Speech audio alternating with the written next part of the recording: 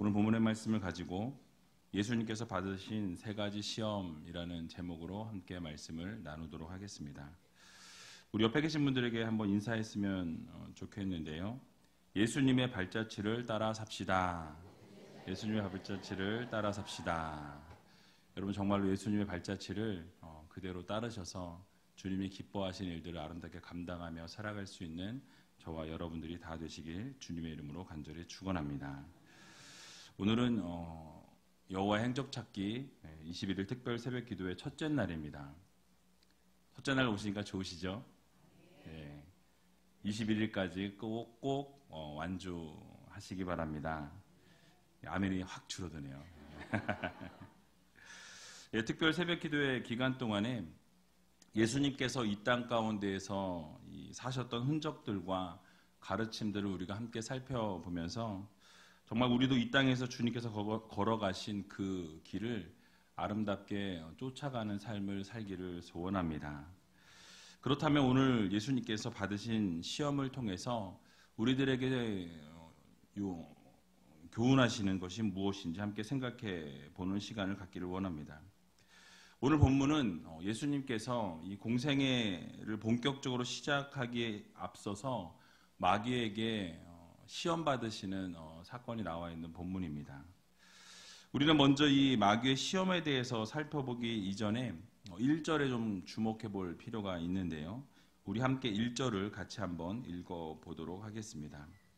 예수께서 성령의 충만함을 입어 요단강에서 돌아오사 광야에서 40일 동안 성령에게 이끌리시며 아멘. 자, 이 본문 앞에 있는 3장의 내용을 잠깐 보게 되면요. 예수님께서 요단강에서 세례받는 장면이 나와 있습니다. 세례를 받으실 때에 성령이 비둘기처럼 내려왔다라고 성경은 말씀하고 있어요. 그래서 성령을 받으시면서 물세례를 받으실 때 성령 세례를 함께 주님께서 받으셨습니다. 성령의 충만함을 그 입은 상황 가운데에서 이 마귀의 시험을 받으셨다라고 말씀하죠. 그러니까 성령 세례를 받고 나서 성령에게 이끌리셔서 광야로 나아가라고 말씀합니다. 그리고 그곳에서 40일 동안 금식하셨다라고 성경은 말씀하고 있죠. 그리고 마귀에게 시험을 받으셨습니다.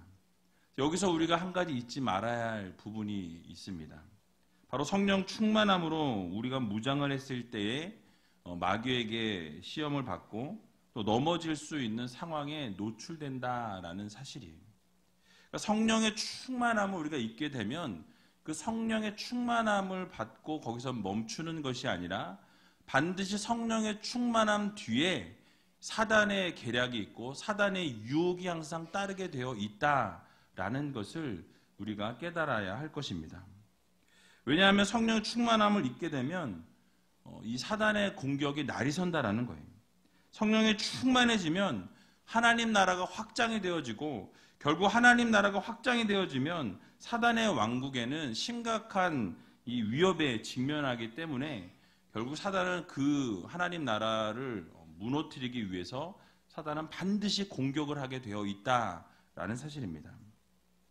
사단은 믿음으로 서고 성령의 충만함을 입은 성도들도 동일하게 무너뜨리기 위해서 여러분들이 성령에 충만하면 충만할수록 언제든지 여러분들을 공격하기 위해서 준비를 하고 있다는 것을 우리는 기억해야 할 것입니다. 그래서 여러분들을 힘들게 하기 위해서 핍박을 하고 유혹을 하고 쓰러뜨리려고 하고 넘어뜨리려고 한다라는 사실이에요. 예수님께서도 본격적인 이 공생애를 시작하기에 앞서서 성령의 충만함으로 나아가셨습니다. 하나님 나라의 사역의 확장을 위해서 공생애를 시작하실 그때에 사단은 가만히 있을 수 없었던 거예요.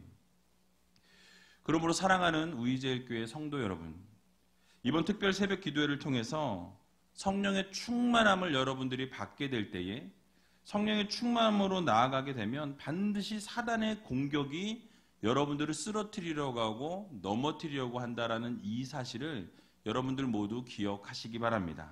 믿음을 굳건히 세워 나가셔야 한다라는 거예요. 그래서 은혜 받고 성령 받고 정말 성령의 충만함이 이루어지게 되면은 반드시 여러분들의 믿음을 공격하는 이 사단의 시험과 유혹이 뒤에 숨어 있다라는 이 사실을 기억하셔야 할 것입니다.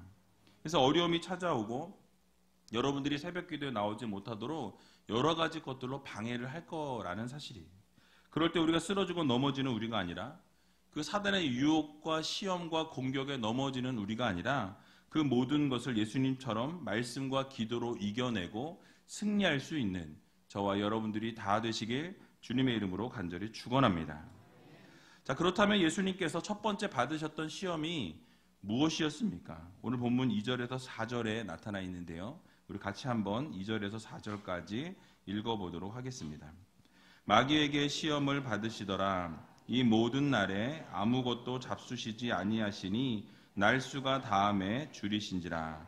마귀가 가로되 내가 만일 하나님의 아들이거든 이 돌들에게 명하여 떡덩이가 되게 하라. 예수께서 대답하시되 기록하기를 사람이 떡으로만 살 것이 아니라 하였느니라. 아멘. 자, 어떤 시험이었습니까?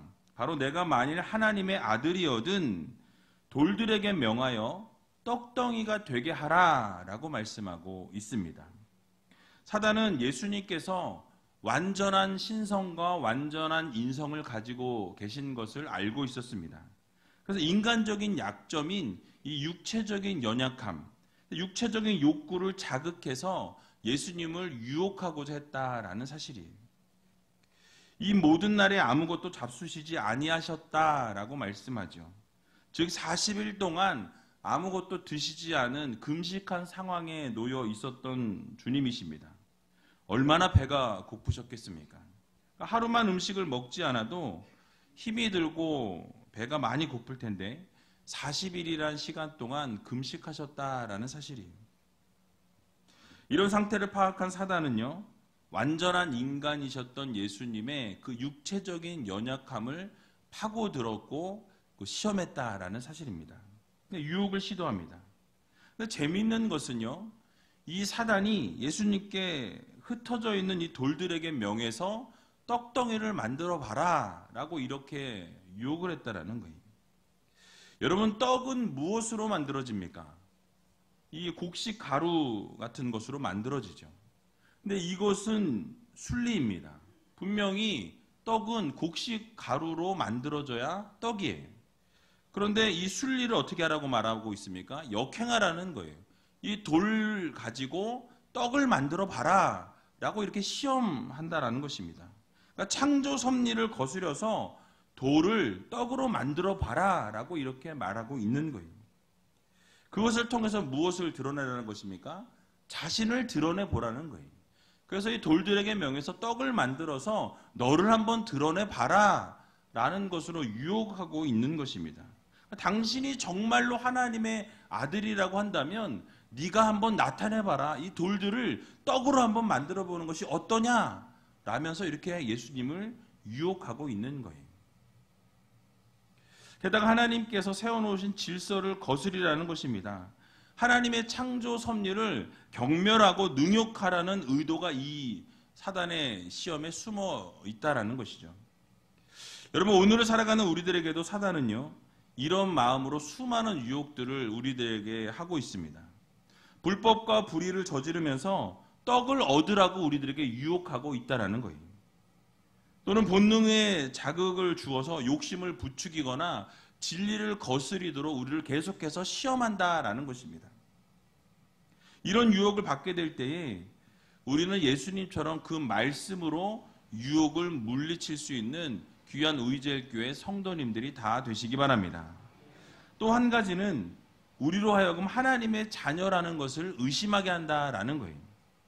분명히 예수님께서 성령 세례를 받으시고 난 이후에 하늘에서부터 하나님께서 분명히 말씀하셨습니다.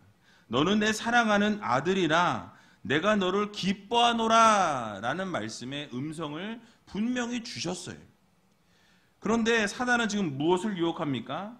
내가 정말 하나님의 아들이 맞느냐라는 거예요. 네가 정말 예수로서 하나님의 아들이 맞으면 이 돌들을 떡덩이가 되게 하라는 것입니다. 그러니까 내가 하나님의 아들인 것을 입증해보라, 증명해보라는 것입니다. 이미 하나님의 아들로 하나님께서 인치시고 선포하시고 말씀하셨는데 그 말씀하심에 대해서 의심하게 만들고 있다라는 것입니다.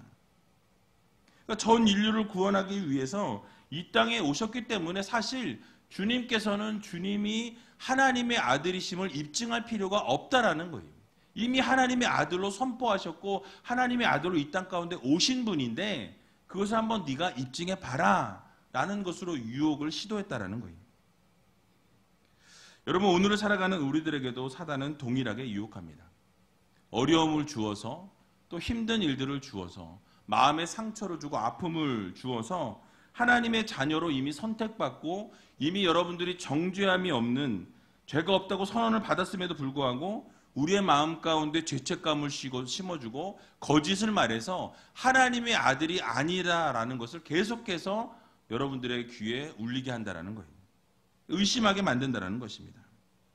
그러나 기억해야 할 것은 여러분 하나님의 아들이고 하나님의 딸임을 여러분 믿으시기 바랍니다.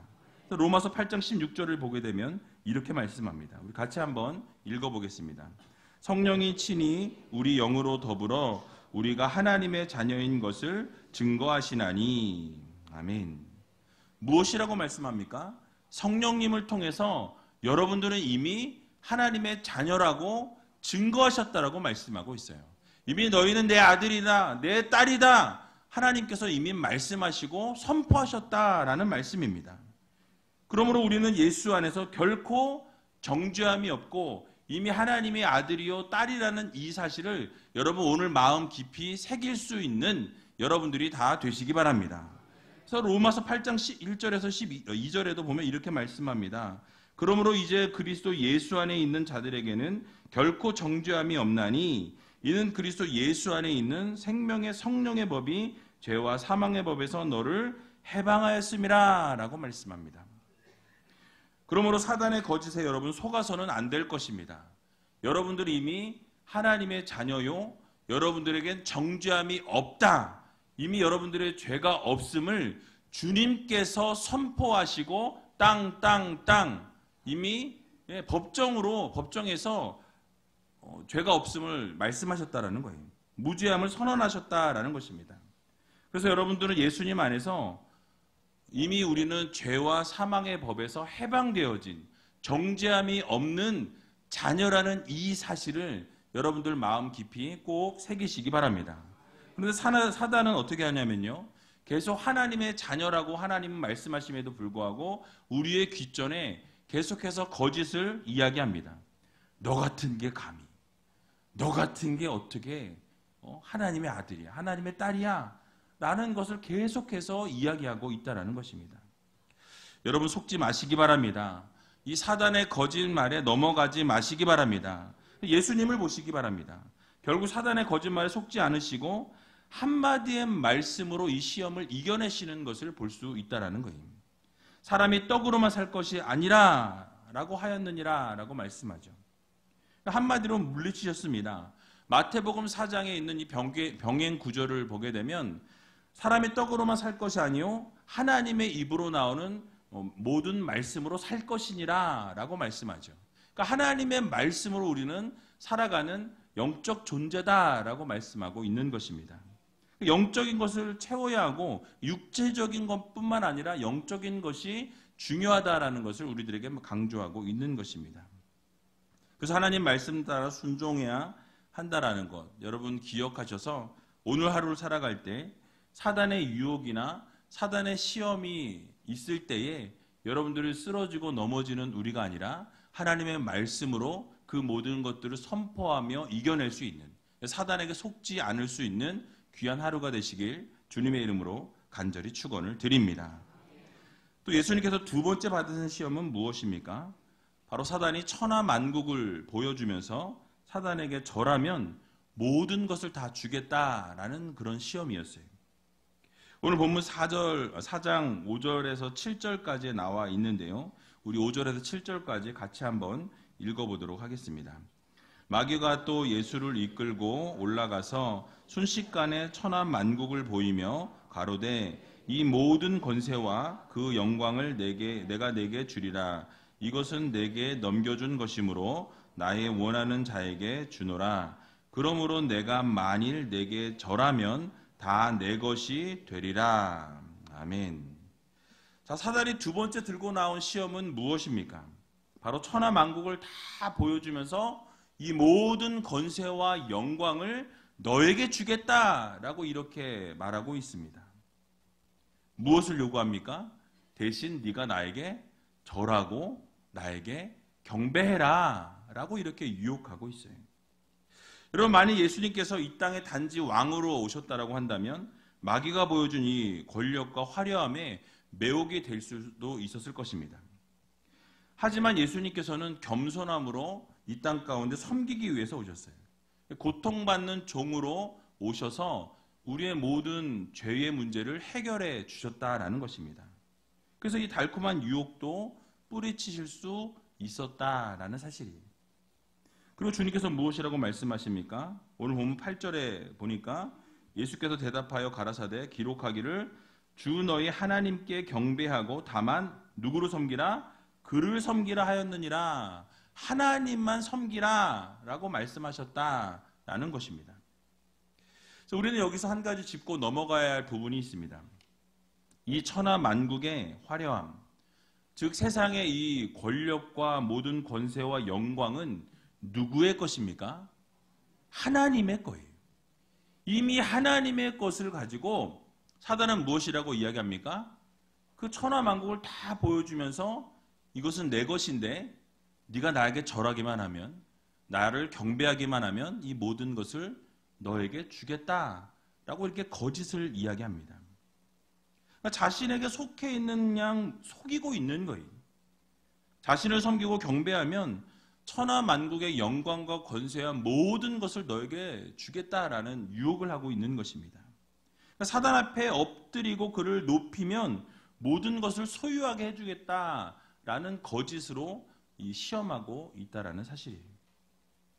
여러분, 이것이 사단의 전략입니다. 우리가 날마다 하나님 앞에 나아가지 못하도록 세상의 것들로 우리를 유혹하고 있다라는 거예요. 모든 것을 누리게 해주겠다. 이것을 하게 되면 하나님 앞에 나가지 말고 이거 해. 그럼 내가 이렇게 해줄게. 이거 좋게 해줄게. 대박나게 해줄게. 이렇게 속이는 거예요. 그러니까 하나님을 섬기지 말고 돈을 섬기라는 겁니다. 하나님을 섬기지 말고 명예를 섬기라고 이야기한다라는 거예요. 권력을 따르라고 우리를 속이고 있다라는 것입니다.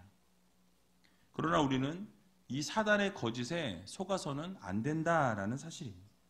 이미 모든 것이 하나님의 것입니다. 하나님의 것을 가지고 사단은 우리들에게 와서 자기에게 경배하면, 나에게 절하면 이것을 주겠다라고 거짓을 말하고 있다라는 사실이에요. 여러분, 이 모든 경배와 영광은 하나님만 받으셔야 합니다. 하나님께만 영광 올려드리는 삶을 살아야 한다는 거예요. 이 하나님께만 돌려줘야 합니다. 하나님 이외에는 어떠한 것도 경배를 받을 만한 대상이 아니라는 거예요. 우리의 마음을 뺏겨서는 안 된다는 것입니다. 왜냐하면 우리를 창조하신 하나님을 찬양하고 영광 돌리기 위해서 우리를 지으셨기 때문이라는 거예요. 그래서 우리는 누구만 경배해야 합니까? 하나님만 경배하는 삶을 살아야 한다라는 것입니다. 그러므로 우리는 우리를 지으신 창조주 하나님께 날마다 영광과 찬송을 올려드려야 합니다. 여러분, 그렇다면 우리는 무엇을 통해 하나님을 경배해야 합니까? 여러 가지 방법이 있어요. 찬양이 있고 또 예배가 있고 말씀을 통해, 기도를 통해 여러 가지로 하나님을 경배해야 하는데 가장 중요한 것은 예배입니다. 바로 이 예배 안에 모든 것이 들어있어요. 찬양도 들어있고요, 기도도 들어있고, 감사도 들어있고, 경배도 들어있고, 모든 것이 예배 안에 포함되어 있습니다. 그래서 이 예배가 너무너무 중요하다는 거예요. 그래서 예배 안에 반드시 사단의 시험이 들어있습니다. 왜냐하면 예배에 집중하지 못하도록 방해한다는 거예요. 가스불을 내가 안 끄고 온 것 같은데. 이런 생각을 자꾸 예배 시간에 줘요. 그렇지 않습니까? 이거 어떡하지? 이게 진짜 그래요. 집에 놔두고 온 거 있는데 갑자기 생각지도 않은 거를 예배 시간에 꼭 생각나게 하는 게 사단의 전략입니다. 근데 여러분, 하나님을 예배하는 이 시간이 바로 사단의 시험대 위에 오른다라는 것을 기억하면서 이 예배의 한 시간을 하나님께 집중하며 나아갈 수 있는 여러분들이 다 되시기 바랍니다. 그래서 하나님께만 우리의 마음을 드리고 우리의 생각을 드리고 하나님께만 경배하고 하나님께만 영광 올려드리는 여러분들이 되시기 바랍니다. 그래서 하나님께만 영광을 올려드리기로 결단하고 하나님만 경배하고 섬기며 나아갈 수 있는 저와 여러분들이 다 되시길 주님의 이름으로 간절히 축원을 드립니다. 근데 마지막으로 예수님께서 받으신 마지막 시험은 무엇입니까? 바로 하나님의 아들이면은 성전에서 뛰어내리라 라는 시험이었어요. 성전 꼭대기에서 뛰어내리라고 말씀합니다. 오늘 본문 9절에서 11절에 나타나 있는데요. 우리 같이 한번 9절에서 11절 같이 읽어보도록 하겠습니다. 또 이끌고 예루살렘으로 가서 성전 꼭대기에 세우고 가로되 내가 만일 하나님의 아들이거든 여기서 뛰어내리라 기록하였으되 하나님이 너를 위하여 그 사자들을 명하사 너를 지키게 하시리라 하였고 또한 저희가 손으로 너를 받들어 내 발이 돌에 부딪히지 않게 하시리라 하였느니라. 아멘. 자, 사단이 지금 무엇을 시험하고 있습니까? 바로 이 성경 구절까지 인용하면서 사단이 성경 구절도 인용해요. 시편 91편의 말씀을 가지고 인용하고 있어요. 그러니까 뛰어내리면 사자들을 명해서 네 발이 부딪히지 않게 하시리라, 너를 도우시리라 라는 이 성경 구절을 가지고 사단은 우리들에게 나오고 있다는 사실입니다. 하나님께서 사자들을 명해서 뛰어내릴지라도 지키실 것이다. 성전 꼭대기에서 그러니까 뛰어내려라 라고 유혹하고 있는 것입니다. 그래서 높은 곳에서 뛰어내렸음에도 불구하고 만약에 예수님이 다치지 않으신다라고 한다면 수많은 사람들이 결국 예수님을 주목하게 될 거고 결국 예수님을 주목하게 되면 결국 예수님의 신적인 권능을 능력을 사람들로부터 인정받고 메시아로서 쉽게 등극할 수 있다라는 것을 유혹하고 있는 거예요. 하지만 주님께서는 이 땅 가운데 어떻게 오셨습니까? 고난과 고통, 십자가의 죽으심과 부활을 통해서 우리를 구원하기 위해 이 땅 가운데 오셨다라는 거예요. 그렇게 쉽게 하나님의 그 메시아이심을 드러내는 것이 아니라 그 고통과 고난과 모든 절망과 힘든 것들을 다 겪어내시면서 결국 십자가에서 죽으심을 통해 우리의 죄를 대속하기 위해서 이 땅 가운데 오셨다는 것입니다. 근데 그 모든 과정을 뛰어넘으라는 거예요. 만약에 예수님이 그 가운데서 뛰어내리셨다라고 한다면 그 유혹에 넘어가셨다라고 한다면 예수님의 사역에 반드시 문제가 생겼을 것입니다. 그러나 주님께서는 이 세상의 영광이나 명예욕을 향한 이 시험도 통과하시는 것을 볼 수가 있다는 사실입니다. 무엇이라고 대처하셨습니까? 오늘 본문 12절에 보니까 주 너희 하나님을 시험치 말라 하였느니라 라고 말씀합니다. 바로 마지막 시험도 말씀으로 물리치고 계신다라는 사실이에요. 여러분 우리도 예수님처럼 명예욕에 대한 우리들에게 어떤 그런 명예에 대한 욕심에 대해서 태도를 주님처럼 이렇게 말씀으로 이겨내셔야 한다는 것입니다. 언제나 예수님께서는요, 자신이 드러나는 것에 대해서는 경계하셨습니다. 늘 겸손하고 자신을 숨기셨다라는 거예요. 늘 사람들을 피하셨다라는 것을 우리는 성경을 통해서 알 수가 있습니다. 그러니까 자신을 과시하신 적이 성경에 어디를 봐도 없다라는 거예요. 예수님이 앞길을 준비했던 세례 요한조차도 자신이 드러날 상황 가운데에서 자신을 드러내지 않는 것을 우리가 볼 수가 있습니다. 그래서 요한복음 3장 30절을 보게 되면 그는 흥하여야 하겠고 나는 쇠하여야 하리라 라고 말씀합니다. 수많은 사람들이 찾아와서 세례 요한이 혹시 그리스도가 아닌가 하고 사람들이 많이 쫓게 될 때에 나는 예수 그리스도의 앞길을 예비하기 위해서 왔다라고 이야기하면서 예수님의 그 신발끈을 묶는 것조차도 나는 할 수 없는 연약하고 부족한 사람이다라고 이야기합니다. 나는 쇠하여야 하고 그분은 흥하여야 한다라고 이야기하면서 자신을 어떻게 합니까? 죽이게 되는 거예요. 겸손함으로 주님을 경배하고 주님을 높여드렸다라는 것입니다. 우리 예수님도 마찬가지였다라는 거예요. 보이고 싶고 드러내고 싶고 명예로운 곳에 얼굴을 내보이고 싶을 그때에 주님께서는 항상 낮추시고 겸손함으로 살아가셨다라는 사실입니다. 그래서 우리도 이러한 발자취를 따라가야 한다라는 거예요. 우리가 우리를 드러내고 싶은 그 순간에 그런 유혹이 찾아오고 시험이 찾아올 때마다 예수님께서 겸손함으로 나아갔던 것과 동일하게 우리도 우리 자신을 드러내려고 하는 그 순간에 예수님을 드러내고 하나님의 영광을 드러내며 살아갈 수 있는 여러분들이 다 되시기 바랍니다. 말씀을 정리하겠습니다. 예수님께서는 사단으로부터 시험을 받으셨습니다. 하지만 모든 시험을 말씀으로 이겨내셨다라는 사실이에요. 그러므로 우리도 예수님의 발자취를 따르는 삶을 살아가면서 이 시험이 있을 때마다, 유혹이 있을 때마다, 여러분 오늘 하루 살아갈 때도 분명히 시험이 있을 줄로 압니다. 유혹이 있을 줄로 알아요. 그 유혹과 시험이 있을 때에 여러분 좌로나 우로나 쓰러지고 넘어지는 우리가 아니라 또 그 시험에 좌절하고 쓰러지는 우리가 아니라 그 시험을 말씀으로 이겨야 한다라는 사실이에요. 그런데 잊지 말아야 할 한 가지가 있습니다. 우리가 그 시험을 통과하고 이겼다라고 해서 그것이 끝이 아니다라는 사실이에요. 오늘 본문 13절에 보게 되면요. 마귀가 모든 시험을 다한 후에 얼마 동안 떠나니라 라고 말씀하죠. 얼마 동안 떠나니라 라고 말씀하는 것은 무엇입니까? 다시 온다라는 거예요. 언제든지 틈이 보이고 언제든지 유혹할 수 있는 상황이 전개되어지면 사단은 여지없이 그곳을 비집고 들어온다라는 거예요.